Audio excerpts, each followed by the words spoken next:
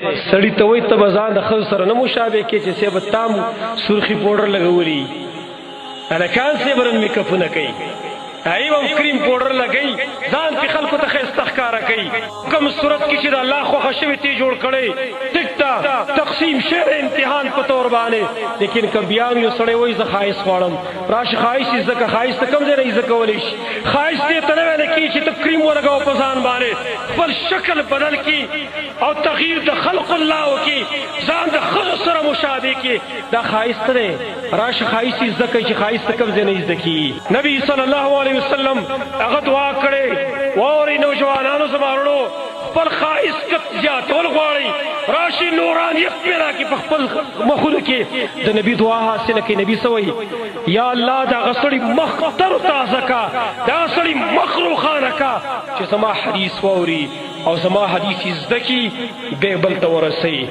دا آسانه طریقه ده د نبی حدیث ته ورځ یو حدیث یې زده کوئ عمل پې په خپلم کوئ کور کې چاته ویوئ د نبی دعاګانې به تاسو ته قبول شي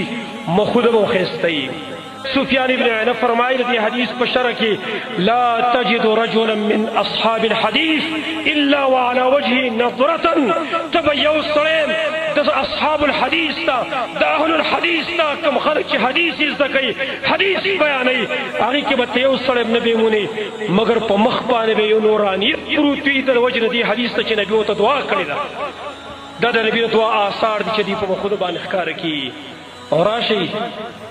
خپل ښایست زیاته کول غواړئ د شپې پاڅېږئ الله ته ودرېږئ د شپې پر تیاره کې الله ته ودرېږئ د شپې د تهجد یو اثر دا دی چې د انسان په دې مخ نورانیت راښکاره کېږي رڼا پرې راښکاره کېږي بغیر د میک اپ بغیر د پوډرو نه بغیر د کریمو نه د ده مخ په ښایسته معلومېږي تر و تازه ومعلومېږي دا زمونږ د نبي وینا ده دا د سلفو وینا ده حسن بصري ته چا ویلي و حسن بصري رحمت الله تعالی علیه هغه ته چا ویلي و ویل تاسو وجه دا چې څوک تهجد کوي د شپې په ودرېږي الله ته مانځه باندې د ده نه مخ تر و تازه وي وایي ځکه چې ده په تیاره کې خپل مخ الله ته پیش کړی دی په تیاره کې جو الله پې خپله رڼا راغورځولې ده چې ته ماته په تیاره کې خپل مخ په سجده باندې ږدې په ځمکه باندې ږدې زه به ستا دې مخ نه رڼا درکړم دا اسانه طریقه ده